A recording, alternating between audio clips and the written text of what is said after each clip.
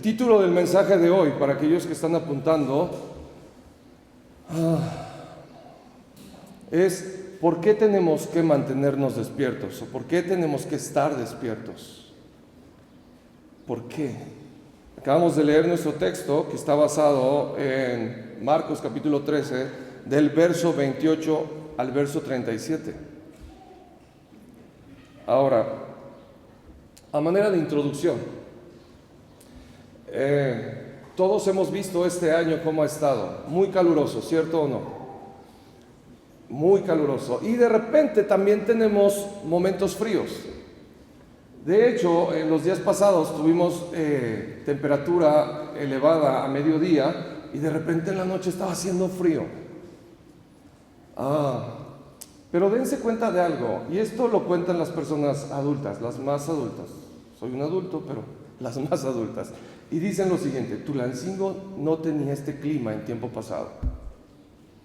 En tiempo pasado, la gente del campo podía saber exactamente cuándo iba a llover, o sea, podía saber exactamente cuándo sembrar, cuándo iba a venir la cosecha, porque el clima estaba más regulado, estaba más, era más estable. Hoy en día no es así.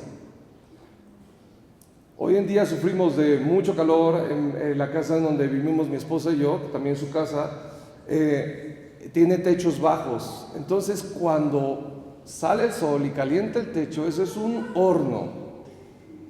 Es un horno, está muy caliente la casa. Entonces a veces hace menos calor afuera que adentro. Y esto me hace pensar en lo siguiente, me hace pensar precisamente en el cambio del clima global, de todo lo que está sucediendo a nivel mundial.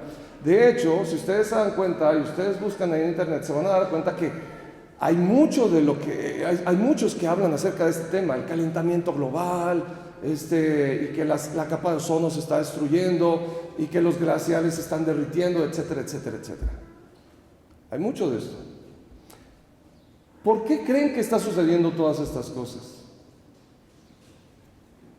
Todo esto, déjenme les digo, todas estas cosas, si bien podemos echarle la culpa a la tecnología y a la contaminación que está habiendo, el origen de todo esto recae en Génesis capítulo 3.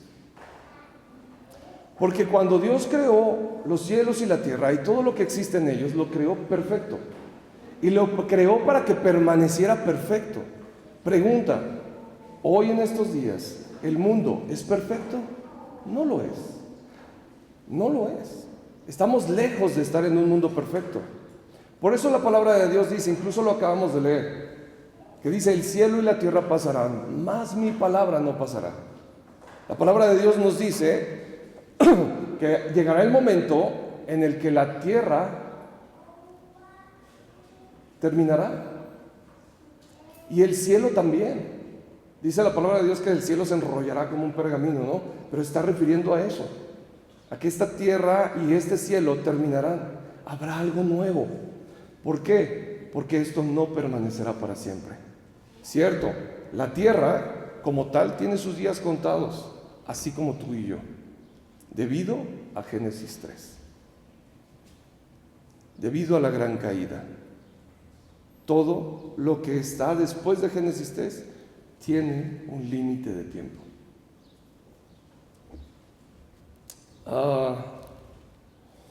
Realmente se puede decir que todos estos subidas de calor, ¿cómo le podemos llamar? Estos cambios de clima, temperaturas altas y todo esto que se está viendo a nivel global, es una situación que en realidad va a ir empeorando cada vez más. No va a ir mejorando, va a ir empeorando cada vez más. Si Adán no hubiese comido del fruto de ese árbol, del árbol de la ciencia del bien y del mal, todo hubiera permanecido como Dios lo creó originalmente. Todo hubiera sido bueno. Nosotros no nos hubiéramos enfrentado a todos estos problemas, a los problemas del cambio climático y muchos más problemas. Levante mano, por favor, quienes este mes de agosto de algo, de cualquier cosa, estuvieron enfermos. Levante manita. ¿A cuántos les dolió la cabeza, como mínimo? O comieron algo y de repente se enfermaron, ¿verdad? Dios no nos creó para que pasáramos por estas cosas, definitivamente. Las pasamos debido a ¿qué? Génesis 3. Pasamos todos estos problemas debido a ¿qué? Génesis 3. Diga conmigo, todos estos problemas surgen en Génesis 3. Así que grabe eso en su mente. Incluso los fenómenos naturales se han distorsionado y después de la inundación, durante el tiempo de Noé, la capa protectora de agua que una vez rodeó la tierra desapareció, dejándonos expuestos al calor abrasador del sol. ¿Sabía esto usted? Y así fue. Ahora, a pesar de los grandes avances tecnológicos y la ciencia y la conveniencia de la civilización, nos encontramos en una situación en la que debemos soportar las consecuencias de la continua degradación ambiental. De hecho, hace no mucho vi un reportaje que creo que era Greenpeace, o no me acuerdo cómo se llaman, son los que ven por la naturaleza, ¿verdad? ¿Sí se llama así esta asociación? Ok. Pues resulta que filmaron ahí una gran isla enorme, es más grande que un país, incluso, no me acuerdo qué país dijeron ahí, pero era pura basura y anda flotando por ahí en el mar, no me acuerdo, y si alguien se acuerda del nombre, díganme, porque hasta le pusieron nombre a esa isla de basura, ¿verdad? Pero a lo que voy es esto: todo surge en Génesis capítulo 3. En el momento en el que el hombre quedó separado de Dios y en el momento en el que la tierra fue maldita por causa de lo que el hombre hizo, del ser humano. Cuando digo hombre me refiero al ser humano. En ese momento empezó una terrible degradación, tremenda. Y hoy tú y yo estamos viviendo las consecuencias, y peor, porque los que siguen después de nosotros lo vivirán peor. Y dentro de 5 o 6 generaciones será peor todavía. Me encanta cuando de repente me dicen, y he llegado a escuchar de los viejos, de los ancianos, que el río de aquí de Tulancingo era un río donde se podía pescar. Y yo digo, no creo. ¿En serio en este río? No creo. Pero me doy a entender, es algo que posiblemente sí. Pero debido a todo este problema que incluso nosotros mismos estamos generando, nuestras futuras generaciones menos lo creerán. Y como eso, muchísimas otras cosas que vamos a ver en el mundo. En otras palabras, el mundo está yendo a pique. Por eso es que el cielo y la tierra pasarán. Por eso es que es crucial que vivamos de acuerdo a la voluntad de Dios, a su voluntad, y planifiquemos incluso nuestro caminar de fe. No es nada más ir por ir, o no es nada más vine a Cristo y a ver cómo me va. No, debemos saber planificar, debemos saber sujetarnos a su voluntad y saber perfectamente cuál es su voluntad. En otras palabras, yo no soy cristiano nada más porque se me antojó venir y ser cristiano. Si es para eso, pues mejor hay que meternos a un club deportivo o cualquier cosa, ¿no? Donde también la pasamos muy bien. Pero no, el ser cristiano nos convierte en hijos de Dios si hemos creído verdaderamente en Jesús. Y ser hijo de Dios significa una vida ordenada, conforme a su voluntad. No una vida de desorden, y no una vida haciendo caso omiso a la palabra de Dios y viviendo la vida como a mí me plazca. Si de verdad he entendido el milagro de la salvación en Cristo Jesús, no puedo ser desagradecido. Si de verdad entiendo el sacrificio de Jesucristo por mí, Entonces, por agradecimiento, fíjese bien esto, por agradecimiento sujetaré mi vida a su voluntad. ¿No es acaso lo que Pablo dice en algunas de sus cartas cuando comienza y dice, siervo de Jesucristo? ¿Sabes por qué él dice siervo de Jesucristo? Porque él entendió la obra de Jesucristo en la cruz. Y entonces, con un corazón agradecido, con un corazón alineado a su voluntad, se sujetó. Se sujetó. La Biblia muestra claramente que cuando no seguimos el orden espiritual, y el orden, cuando decimos orden espiritual, nos referimos a la voluntad de Dios, nos referimos a lo que Él ya planeó para tu vida y para la mía. Según lo que dice Efesios capítulo 2, verso 10, Él ya planeó un camino para ti. Lo único que tenemos que hacer es sujetarnos. Y como Pablo dijo, Señor, ¿qué tú quieres que yo haga? No es lo que yo quiero hacer, y no es que me bendigas en las cosas que yo quiero hacer, sino es, ¿qué es lo que tú quieres que yo haga? ¿Qué es? Pero cuando no lo hacemos, cuando nuestra vida la basamos en nuestras propias decisiones, en nuestra propia voluntad, y no sujetamos nuestra vida a la voluntad de Dios, y no seguimos este orden espiritual que Él ya estableció para nosotros, las cosas siempre saldrán mal. Siempre saldrán mal. Alguien puede decir, oye, disculpa, pero yo no he seguido ese orden espiritual y la verdad es que me está yendo súper bien. Sí, claro que sí, por supuesto. Las cosas de aquí se pueden comprar y se pueden hacer fácilmente. Si alguien le pone empeño, si alguien le pone intelecto, se pueden lograr. Si alguien le pone esfuerzo y ganas, se pueden lograr. Por supuesto que sí. Yo soy testigo de que muchos lo han logrado y han logrado las cosas de este mundo. Pero si su fin es el infierno, ¿de qué sirve? ¿De qué sirve? ¿Me doy a entender? Ahora,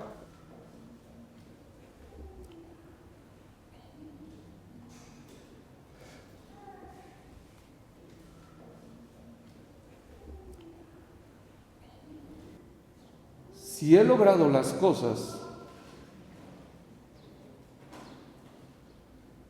en Cristo, si he logrado tener éxito en las cosas materiales en Cristo, porque he sujetado mi vida a su voluntad, qué bueno.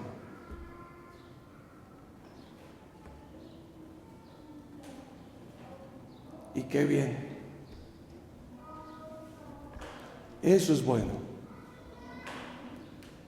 Pero el punto clave aquí es mi vida siguiendo su orden espiritual. No el mío, sino siguiendo su orden espiritual. De hecho, si ustedes recuerdan, los israelitas, ellos se convirtieron en esclavos, fueron cautivos y de hecho estuvieron colonizados por varios imperios, vagando sin rumbo, vidas basadas en el egocentrismo únicamente, desconectados de la voluntad y del plan de Dios. De hecho, hasta el día de hoy, ustedes recordarán que apenas hace creo que 3 o 4 mensajes más o menos estuvimos hablando precisamente del pueblo de Israel. ¿Se acuerdan? Estuvimos hablando del patio de los gentiles y estuvimos hablando precisamente que el pueblo de Israel fue la nación que Dios escogió para hacer venir a los pueblos al templo para encontrarse con Dios. ¿Se acuerdan? Pero ¿qué fue lo que hizo el pueblo de Israel? Se sintió el pueblo escogido, se sintieron únicos y entonces abandonaron la misión que Dios les había dado. Y la misión que Dios les había dado era llevar el evangelio a todas las naciones. Era hacer que todas las naciones se acercaran a Dios. Pero por el contrario, ellos pervirtieron su camino y se alejaron de ese propósito que Dios había planeado para ellos. De la misma manera, cada uno de nosotros también podríamos alejarnos si no prestamos atención y estamos despiertos. A la luz del mensaje de hoy, esto representa una vida que está espiritualmente adormecida y ciega. Hoy en día, el pueblo de Israel en realidad no ha cambiado mucho. Se han alejado de la razón esencial para ser elegidos como la nación sacerdotal, para llevar a todas las naciones, para salvarlas, para llevarlas a Cristo. Se han extraviado ellos mismos. Es una realidad profundamente lamentable. Profundamente lamentable. ¿Se acuerdan de cuando Jesús precisamente le dice, tú, salud, tú que apedreas y matas a tus profetas y a todos los que te son enviados? Es un gran lamento, porque no era el camino que Dios había trazado para ellos. Cuando nosotros leemos la carta a las iglesias en el Apocalipsis, nos vamos a dar cuenta que a la vez es un lamento también. Pero te has olvidado de una cosa. Pero has permitido a esta mujer. Pero has hecho esto otro. Por cuanto eres tibio. Así que tú y yo debemos permanecer firmes y debemos permanecer siempre bajo su voluntad. No despegarnos en ningún momento de ella. En el pasaje de hoy de Marcos capítulo 13 contiene las palabras que Jesús habló a sus discípulos sobre el fin de los tiempos. Solo 3 días antes de que llevara la cruz, Él dijo y habló a sus discípulos de un mensaje. Esto a menudo se le conoce como el discurso de los olivos o el discurso del olivar, porque precisamente fueron las palabras que Él dio en el Monte de los Olivos. También se le conoce como el pequeño Apocalipsis, porque se centra en el fin de los tiempos. Ahora, a través de este pasaje, Jesús explica claramente qué tipo de señales aparecerían a medida de que se acercara el fin de los tiempos y cómo deberían vivir los hijos de Dios durante estos tiempos. El mensaje principal de las palabras de Jesús era: mantente despierto. Mantente despierto. Ustedes se van a dar cuenta que en nuestra lectura escuchamos varias veces la palabra velad. Velad.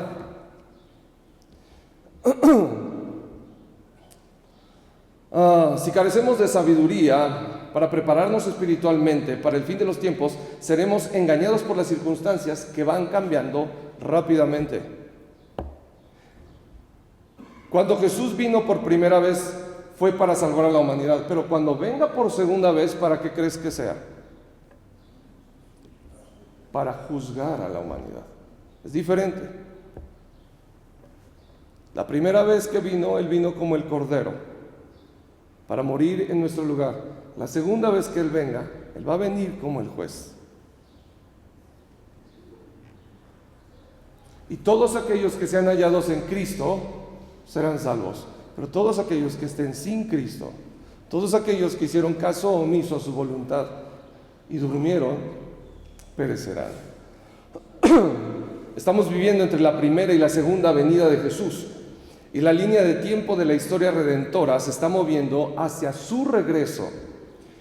Por lo tanto, a través del pasaje de hoy, nuestros ojos espirituales deben abrirse para ver las diversas señales que aparecen a medida que crece o que se acerca el momento de su regreso. Debemos permanecer despiertos y prepararnos para el fin de los tiempos, para estos tiempos finales. A medida que se acerca el fin de los tiempos, incluso Satanás se enfurecerá. Esto se debe a que en el momento del regreso de Jesús, Satanás y sus demonios que han gobernado temporalmente la tierra serán arrojados al abismo para siempre. Por lo tanto, a medida que pasa el tiempo, Satanás trata de alejar a los hijos de Dios de la esencia de la vida espiritual. Y lo hace de muchísimas maneras. De muchas maneras.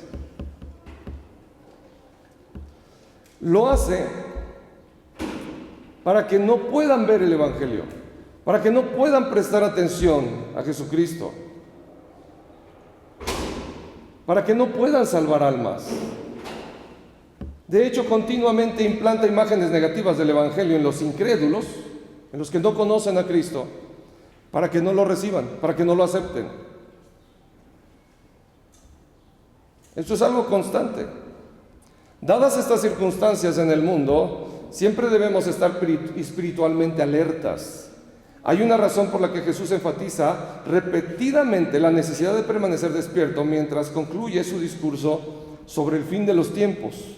Si no estamos despiertos, seremos víctimas de los implacables ataques de Satanás. Y déjame te digo una cosa, Jesús lo dijo, vuestro adversario el diablo, ¿cómo? ¿Cómo dice? Anda como león rugiente, buscando a quien devorar. Y hay de aquel que se descuide. Punto número 1. La edad engañosa. Leemos en los versos 28 y 29 de la siguiente manera. De la higuera aprended la parábola. Cuando ya su rama está tierna y brotan las hojas, sabéis que el verano está cerca. Así también vosotros, cuando veáis que suceden estas cosas, conoced que está cerca a las puertas. Jesús habla a través de esta parábola de la higuera, haciendo hincapié en que necesitamos tener conciencia espiritual con respecto al fin de los tiempos. Para los israelitas, déjenme les digo que la higuera era un árbol importante porque indicaba con precisión las 4 estaciones del año. En el invierno todas las hojas de la higuera se caían. Así que si una higuera no tenía hojas, era porque era invierno. Estaban en esa temporada. Pero a medida que el verano se acercaba, entonces las ramas volvían a ser tiernas y empezaban a nacer hojas pequeñas, y junto con las hojas unos pequeños higos empezarían a aparecer en las ramas. Esto significaba que había llegado la primavera, porque en el verano es cuando el árbol, la higuera, está llena de hojas y también llena de ¿qué? De fruto, ya que en el verano es cuando se cosechaba el fruto de la higuera. Así como las hojas de la higuera brotan y dan fruto, lo que indica que el verano está cerca. Los israelitas entendieron que la llegada del verano también significaba el fin de los tiempos. Según el calendario judío, el año nuevo de Israel comienza en octubre y al final de las 4 estaciones es el verano. Por lo tanto, decir que el verano está cerca también se entendió como que el final está cerca. Antes del pasaje de hoy, Jesús explicó a sus discípulos las diversas señales que aparecerían en los últimos días. Dijo que cuando aparezcan estas señales, deberían saber que su regreso estaba cerca, que estaba a la puerta. Entre las cosas que Jesús mencionó, a lo que debemos prestar mucha atención es que muchos vendrán en su nombre engañando a la gente. Muchos vendrán en su nombre engañando a la gente. Marcos capítulo 13 del verso 5 al verso 6 dice así: Jesús respondiéndoles comenzó a decir: mirad que nadie os engañe, porque vendrán muchos en mi nombre diciendo yo soy el Cristo, y engañarán a muchos.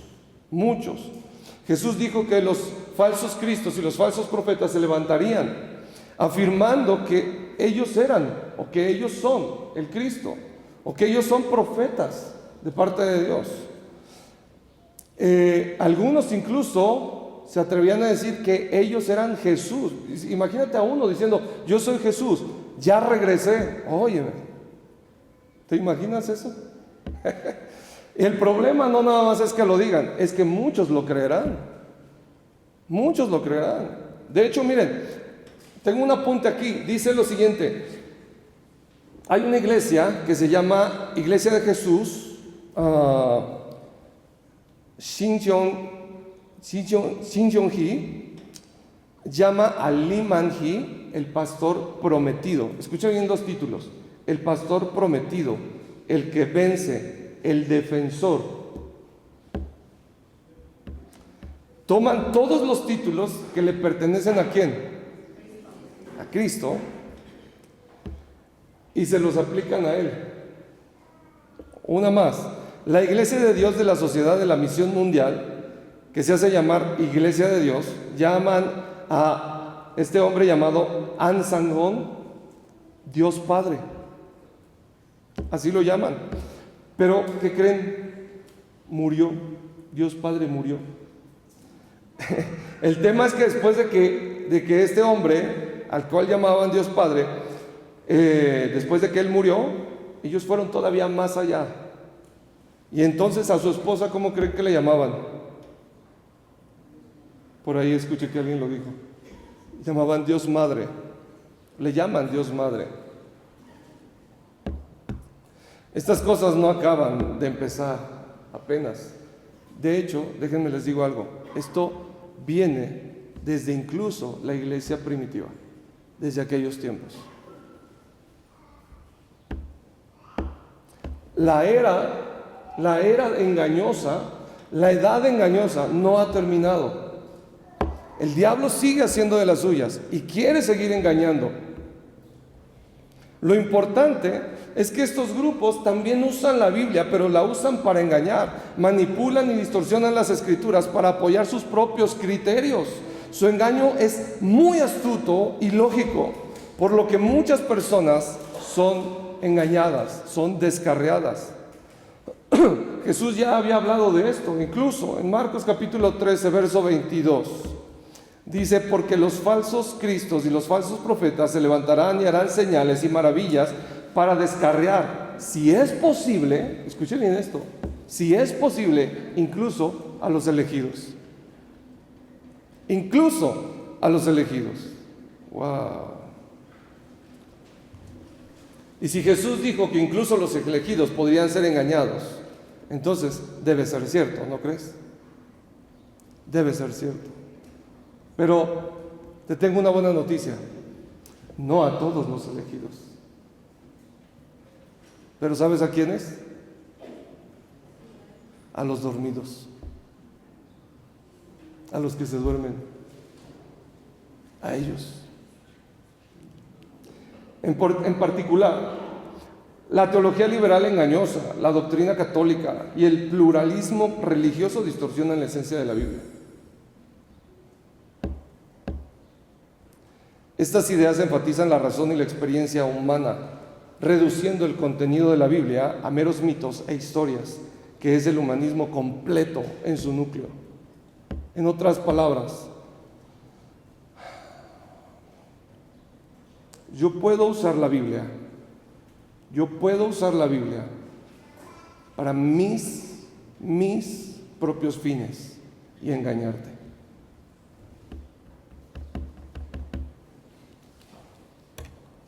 El tema es que solo los dormidos me seguirán.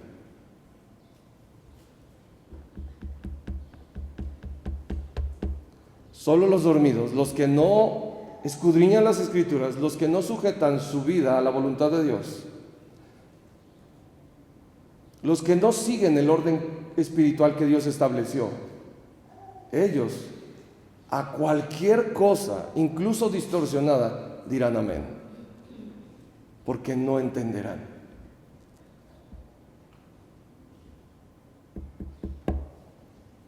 ¿Me doy a entender? Por eso es que tú y yo debemos estar despiertos. Y nuestro entendimiento no debe estar obscurecido por las circunstancias y las situaciones que acontecen a nuestro alrededor, ni siquiera por las palabras de hombres que profesan ser de Dios. ¿Sabes a qué ceñimos nuestras vidas? Solo a la Escritura. Solo a la Escritura.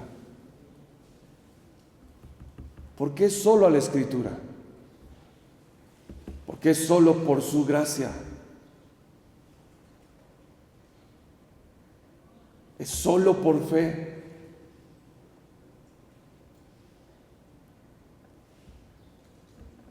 Es solo Cristo. Y solo a Dios la gloria.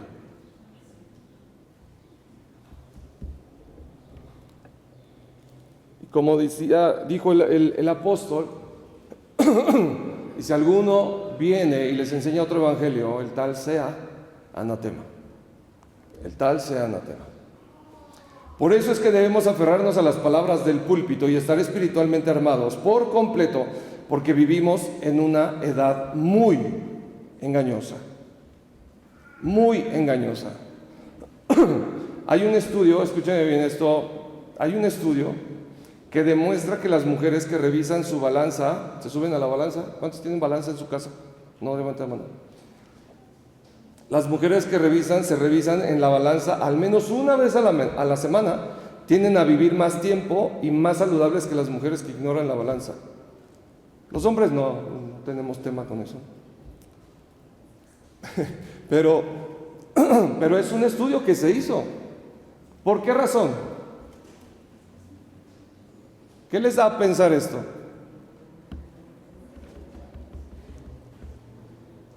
Están más conscientes de su condición y están revisando continuamente que estén bien en su peso, que estén comiendo correctamente. Ya subí 1 kilo, pues ahora como menos y cosas así, ¿no? ¿Cierto o no? Algunas mujeres que lo practican y está bien, qué bueno, ojalá todos, incluso los hombres, seamos contagiados de eso, ¿no? Así menos gorditos habríamos. Ahora escúchenme bien esto. Esto se debe a que están despiertas y cuidan de sí mismas. Pero escuchen bien, porque también esto debería suceder espiritualmente hablando. Deberíamos diagnosticar nuestra vida espiritual y comprobar si la dirección de nuestra vida está alineada con el cumplimiento del pacto a través de la adoración, el entrenamiento y la oración. Déjame te digo una cosa, amado. El venir los domingos para escuchar el mensaje de púlpito nos ayuda para poder entender la dirección de Dios para nuestras vidas. Pero escucha esto que te voy a decir. No es suficiente. No es suficiente. Por eso es que nosotros vamos a ver en la Biblia una cosa. Jesús, a manera de reproche, les dice a los religiosos, les dice: ustedes escudriñan las Escrituras porque a vosotros os parece que en ella, ¿qué? Encontraréis o tendréis la vida eterna. El problema es que ustedes no entienden algo crucial, que la Biblia habla de mí. Y después él hace una referencia acerca de sí mismo diciendo: yo soy el camino, yo soy la verdad y yo soy la vida. Pero ustedes no pueden entender las Escrituras, y como no pueden entender las Escrituras, no me buscan a mí, sino que me rechazan incluso. ¿No es eso trágico?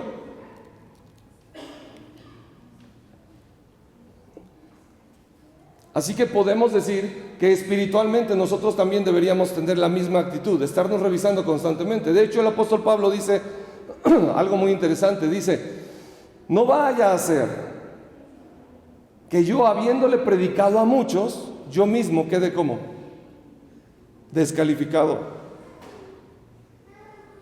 Yo mismo quede descalificado.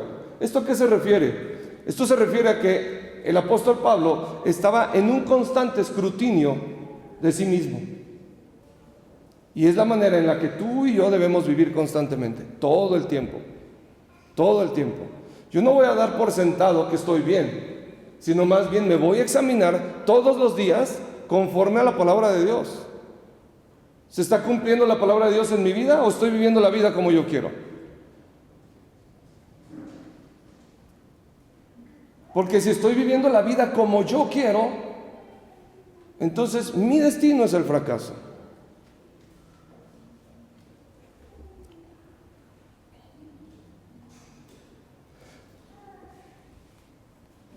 Pues esta es la adoración que el Padre busca en sus hijos. Cada domingo, cada reunión, cada momento de oración, en todo momento. ¿Cuál? Que estemos despiertos, que estemos sujetos a su voluntad, que estemos todo el tiempo diagnosticando nuestra vida espiritual para comprobar si estamos en la dirección que Él planeó para nosotros. Todo el tiempo. Punto número 2. El advenimiento de la segunda venida.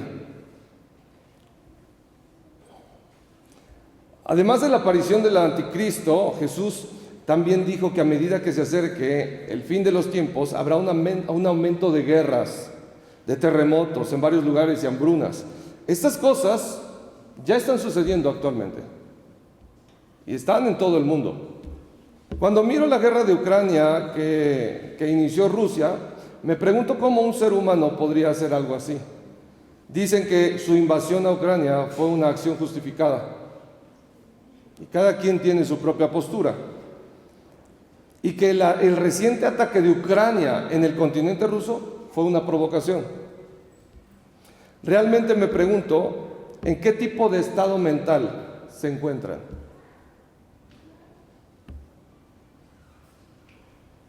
¿En qué estado mental crees que se encuentran ellos? ¿Sabes en cuál? En Génesis 3. Ahí se encuentran.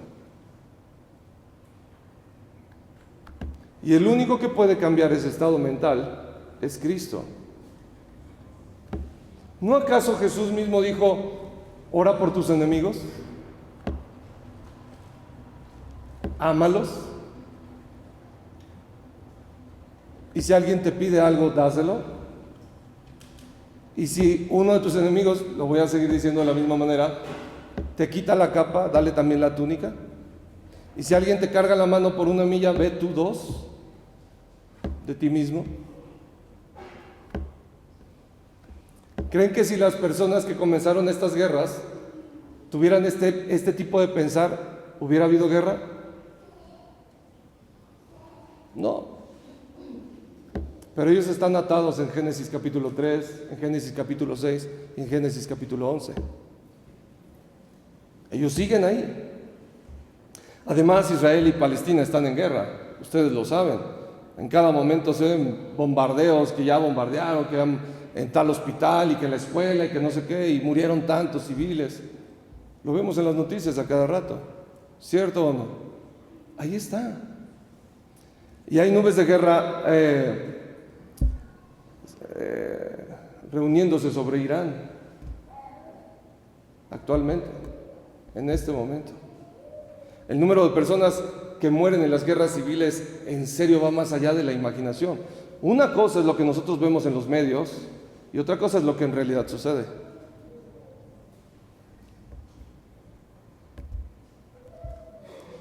Hace unos días había indicios de un gran terremoto que estaba por golpear a Japón. Todo Japón actualmente está en alerta máxima.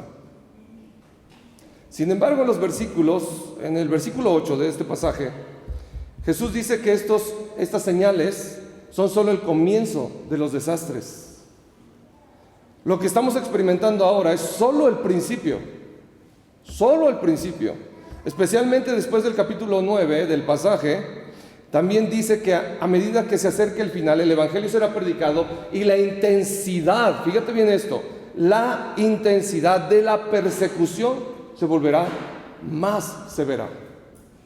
Más severa. Esto significa que la persecución no solo viene de lejos, sino también de lo más cercano. ¿Y qué es lo más cercano sino la familia? ¿No acaso Jesús ya lo dijo? Que los padres entregarían a los hijos y los hijos a los padres, y entre hermanos y hermanas, y habría un desbarajuste ahí en la familia.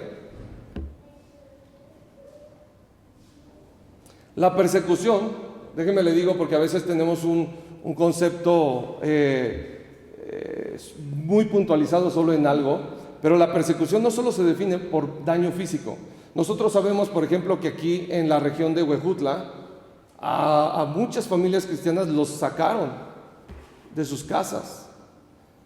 Allá en Chiapas, por la zona del pueblo Chamula, está dura también ahí contra el pueblo de Dios. Está duro. Pero persecución no solamente se refiere al daño físico, puede ser también un ataque inteligente que se usa en la política,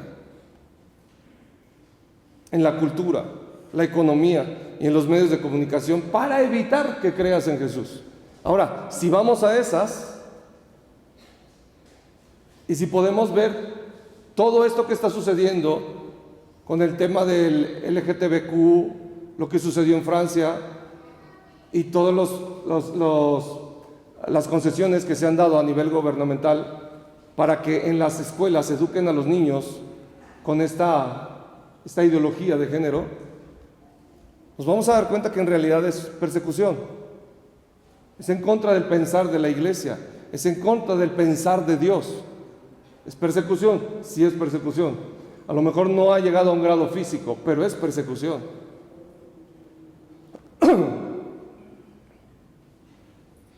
Y dice Jesús que mientras más se acerque el fin, más se agravará esto. Más se agravará esto. Y todo porque el diablo quiere llevarse a cuantos pueda.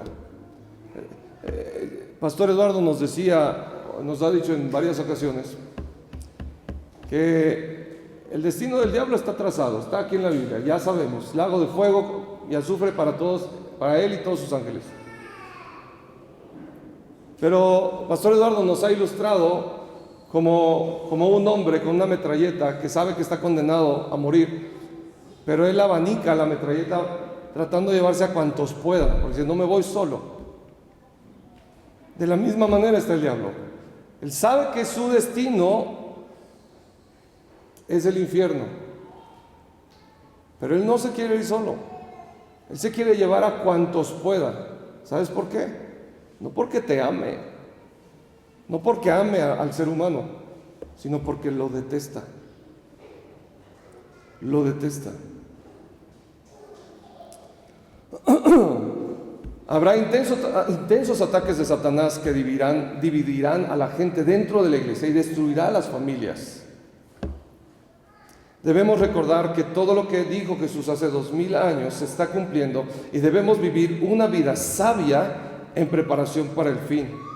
Cuando nosotros leemos el verso 31 y el verso 32, que dice: el cielo y la tierra pasarán, pero mis palabras permanecerán, no pasarán. Pero de aquel día y de la hora nadie sabe, ni los ángeles, ni aun los ángeles que están en el cielo, ni el Hijo, sino el Padre. Después de que Jesús hablara de varias señales del fin de los tiempos, declaró que su segunda venida seguramente tendrá lugar. Sin embargo, el que dice que nadie sabe ese día y hora es Jesús. Entonces debe ser cierto. Y él dice que solamente hay alguien que sabe acerca de ello, y es el Padre. Por lo tanto, no nos dejaremos engañar por los grupos herejes que dicen que la escatología se limita a un cierto tiempo. Por eso debemos conocer la palabra de Dios correctamente.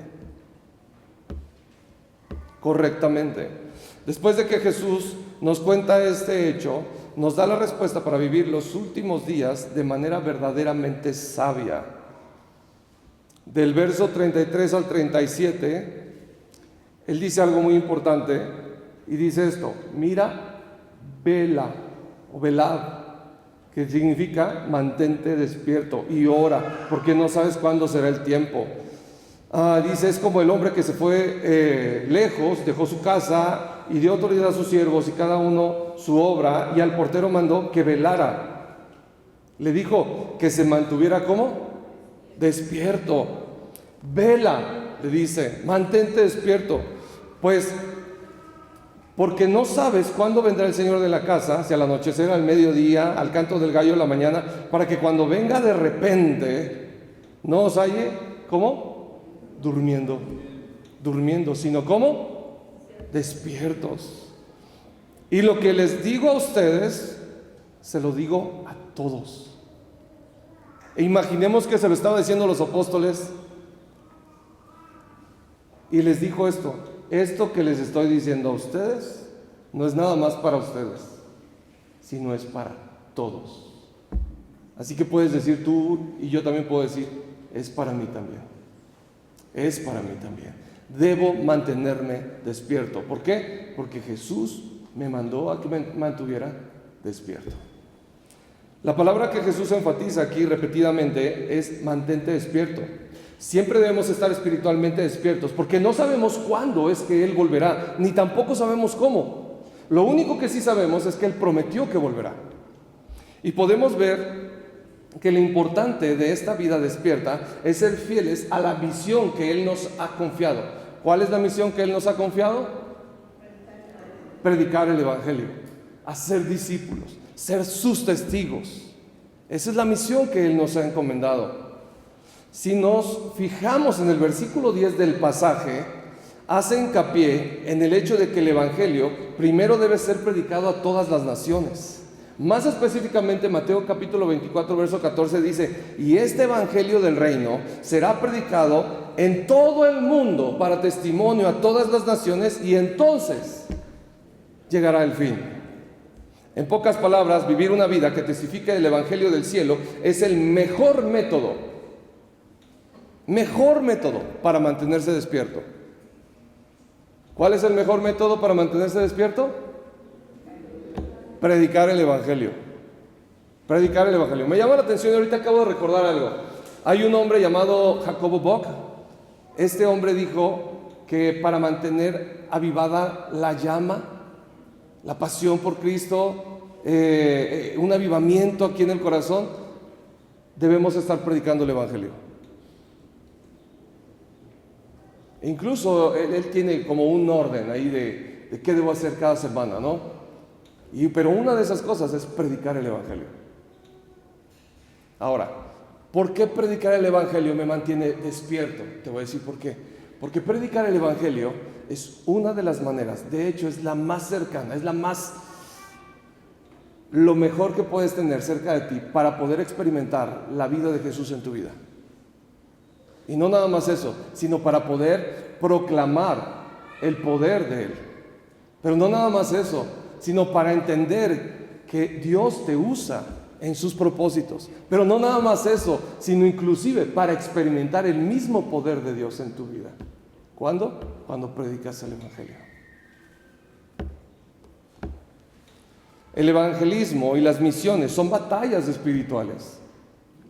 Por lo tanto, sin estar espiritualmente equipado con la palabra y la oración, la victoria es imposible. Esa es la razón por la que enfatizamos tanto los 3 solos de hoy. Para aquellos que están apuntando, pueden ponerle: los 3 solos de hoy son. Los 3 solos de hoy son: número 1, la palabra de hoy. Número 2, la oración de hoy. Número 3, la evangelización de hoy. Ahora debemos entender que estos 3 no están separados, sino que están conectados como uno solo. Una vida que se aferra a la palabra desde el púlpito, una oración que imprime esa palabra en el corazón, y una vida de un evangelista que experimenta la bendición de que esa palabra se cumple en el campo. Por eso enfatizamos los 3 solos de hoy. Solo la palabra de hoy, solo la oración de hoy, solo el evangelismo de hoy. No de mañana, sino ¿de cuándo? De hoy. De hoy.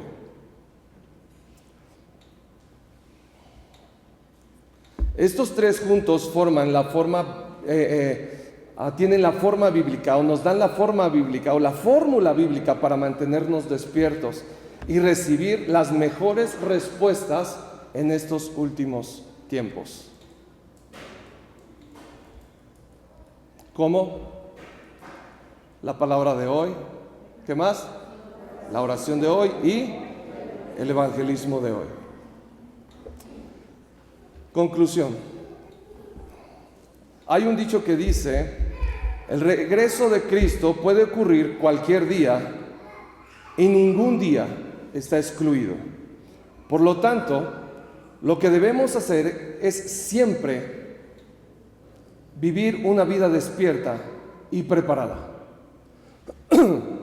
En Apocalipsis capítulo 22, verso 20, dice que los creyentes de la iglesia primitiva confesaban diciendo: el que testifica sobre estas cosas, dice: seguramente vendré pronto. Y ellos responden: amén. Ven, Señor Jesús. La confesión de fe en la palabra Maranata. ¿Cuántos saben qué significa Maranata? Sí, ¿quién lo dijo? Escuché por acá. Ven, Señor Jesús. Ven, Señor Jesús. Es una declaración para mantenerse espiritualmente despiertos. ¿No acaso escribe el apóstol y dice: anímense los unos a los otros, diciéndose estas palabras? Cristo viene pronto. Cristo viene pronto. Así que estas palabras son una declaración para mantenernos espiritualmente despiertos. Significa estar listo para conocer al Señor sin importar cuándo venga, incluso si fuere dentro de un minuto. ¿Cuántos están preparados y listos para recibir al Señor dentro de un minuto? Es una pregunta para ti. Para ti. Sí, bien, yo sí quiero levantar la mano, yo sí estoy listo. ¿Cómo se manifiesta esto en tu vida? Justo en el campo, en ningún otro lugar, sino en el campo. Cuando proclamas el verdadero evangelio de que Jesús es el Cristo, la solución a todos los problemas de la vida, e incluso si simplemente tienes el corazón para compartir esta verdad, permanecerás espiritualmente despierto. La iglesia ha abierto las puertas para que vivas una vida despierta, no para que estés dormido. Para eso es el mensaje de púlpito, para eso es el venir a la iglesia. De hecho, ¿cuántos de ustedes recuerdan la frase Inicio 500-2025? Levante manita. ¿Quién recuerda esto? Ok. Esto es un desafío de pacto para ampliar el sitio de las 4 tiendas principales. El inicio 500-2025 es un desafío de pacto para ampliar el sitio de las 4 tiendas principales. ¿Cuáles son estas 4 tiendas principales? Se las digo. Número 1, la iglesia. Para aquellos que están tomando apuntes. Las 4 tiendas principales. Número 1, la iglesia. Número 2, la región. Número 3, las 237 naciones. Y número 4, tú mismo, tu propia vida. Concluyo con esto. Cuando entendamos esto, cuando te subas a este viaje de ampliar las tiendas, naturalmente permanecerás, estarás despierto. Naturalmente estarás despierto. Porque todo tu interés estará en el interés del corazón de Dios. Póngase de pie y vamos a orar.